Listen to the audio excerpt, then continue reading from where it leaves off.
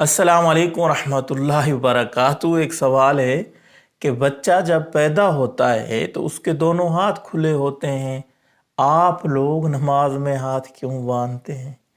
یہ سوال بڑا عجیب ہے نا۔ ہر بات عقل پہ رکھنے والے اس قسم کے سوال کرتے ہیں۔ یہ کوئی سنجیدہ سوال نہیں ہے۔ اگر میں آپ کو کہوں کہ جب بچہ پیدا ہوتا ہے تو وہ رکوع کی حالت میں نہیں ہوتا، آپ نماز میں رکوع کیوں کرتے ہیں؟ وہ سجدے کی حالت میں نہیں ہوتا، آپ سجدہ کیوں کرتے ہیں؟ یہ تو انتہائی لغو بات ہے، فضول بات ہے۔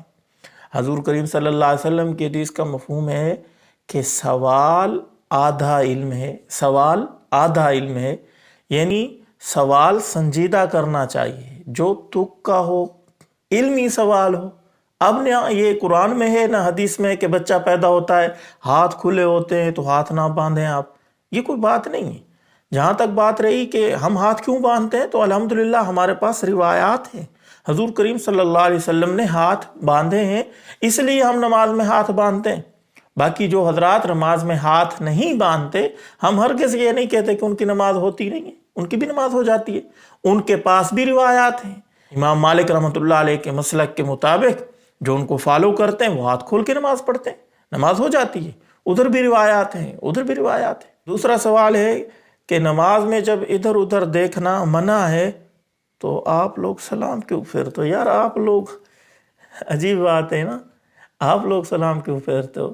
تو یاد رکھیں، نماز کس چیز کا نام ہے؟ جب ہم تکبیر تحریمہ کہتے ہیں نا، تکبیر تحریمہ کا مطلب یہ ہوتا ہے کہ بہت سارے کام جو اس تکبیر سے پہلے حلال تھے اب وہ حرام ہو گئے، اس لیے اس کو تکبیر تحریمہ کہتے ہیں۔ کھانا پینا حلال تھا، گپ شپ حلال تھی، ہنسنا حلال تھا، لیکن نماز کی حالت میں یہ ساری باتیں ختم ہو گئیں، ناجائز ہو گئیں۔ اب یہ نہ کھا سکتا ہے، نہ کسی سے بات کر سکتا ہے، نہ ہنس سکتا ہے۔ جیسے ہی نماز مکمل ہو گئی تو اب سلام کے ساتھ نماز سے جدا ہونا ہے۔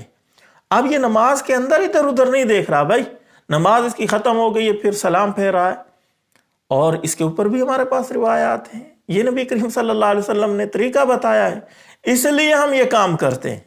باقی جہاں تک بات رہی نماز میں ادھر ادھر دیکھنا، تو اس کے اندر بھی تفصیل ہے کہ نماز میں سینہ قبلہ کی طرف رہے، گردن بھی ادھر ادھر نہ مڑے، صرف نگاہوں سے ادھر ادھر دیکھنا یوں کر کے، تو اس کا جواز ہے، اس سے نماز کے اوپر کوئی اثر نہیں پڑتا۔ لیکن پھر بھی ادب اور احترام یہی ہے، خشوع خضوع اسی میں ہے کہ قیام کی حالت میں سجدے والی جگہ، رکوع کی حالت میں پاؤں کے اوپر دیکھے، یہ ادب ہے، ادھر ادھر نہ دیکھے۔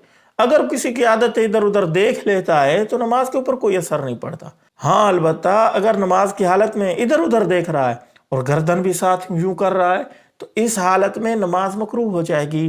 اور اگر سینہ اللہ نہ کرے پھر گیا نماز کی حالت میں ادھر ادھر دیکھتے ہوئے یوں، تو نماز بالکل ٹوٹ جائے گی، نماز نہیں ہوگی۔ تو اب میں نے کھل کے ساری بات کہہ دی ہے۔ سلام پھیرنا مسنون ہے، نماز سے جدا ہونا سلام کے ساتھ، یہ حدیث سے اس کا طریقہ ملتا ہے، اس لیے ہم سلام پھیرتے ہیں۔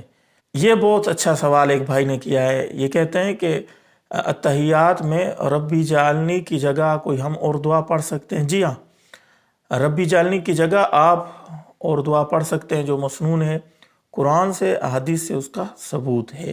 ربی جعلنی جیسے اس کا ثبوت قرآن سے، اگر اس قسم کی مسنون دعائیں ہیں، قرآن سے ثبوت ہے، حدیث سے ثبوت ہے، تو آپ بالکل پڑھ سکتے ہیں۔